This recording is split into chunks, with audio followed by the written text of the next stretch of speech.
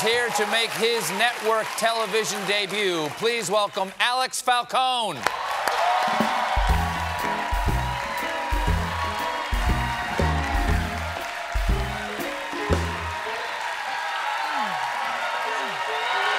Thank you. Wow.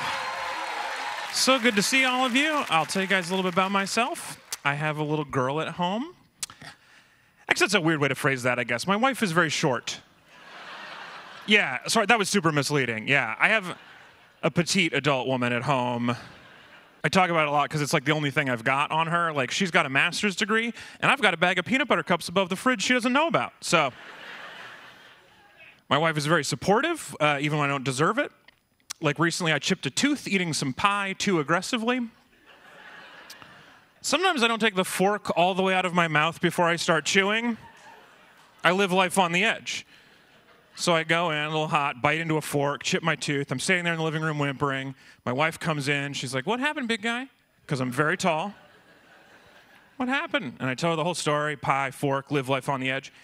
And instead of making fun of me like I totally deserve, she just, no hesitation. She's like, "Oh yeah, pie can be tricky." We have been together since we were 19 years old, which is kind of a while. Thank you. Yeah. It's our entire adult lives. It's been our whole adult lives, which is a fun way to do it, because it means we don't have to worry about jealousy, because neither of us learned how to talk to other people. So we're not a threat. At this point, my wife thinks about me cheating on her the way she thinks about, like, our neighbor's dog stealing her bank password. She'd be hurt, but totally impressed. "You did that? Who taught you how to do that?" "Well, I can't stay mad at you. He thinks he's people." I was in Austin, Texas recently. I was eating a taco for breakfast because it's crazy down there. And the taco was so delicious, I felt like I was emotionally involved with the taco.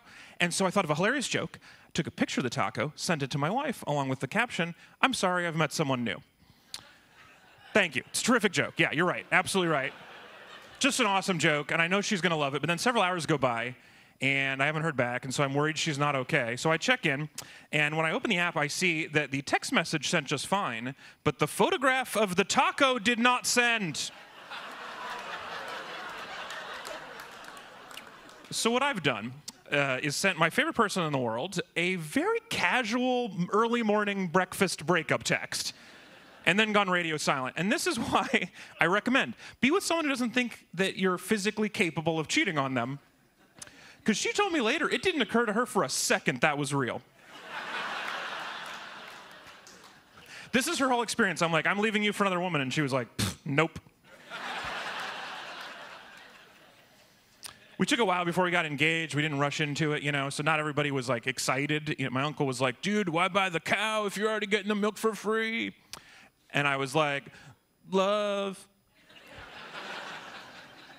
Here's how you can tell I love her, Rick. I never refer to her as the cow. That's a giveaway.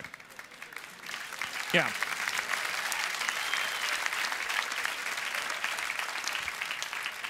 Also, you've been divorced 3 times, Rick. Maybe you're not a rancher, so chill. Also, sometimes in America, the cattle has better health insurance than you do. Anyway, it's very complicated. I was talking to a guy recently who told me he'd been friend-zoned. He was very upset about it, and I was shocked. I didn't know people still said friend-zone at this point, right? It's such an entitled term, you know? You're like, I pretended to be nice to this lady, and she didn't immediately sleep with me, so I'm the victim of a huge injustice. That's not how that works. You're like, I put in 3 compliments. Where does the sex come out? What do I...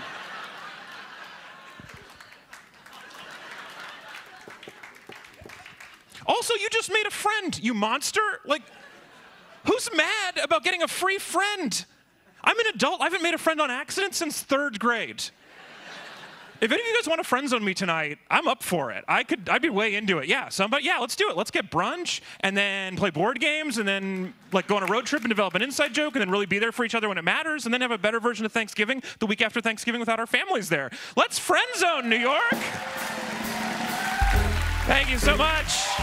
He's taping his debut comedy album at Healing Club in Portland, Oregon on September 15th. Alex Falcone, everybody. We'll be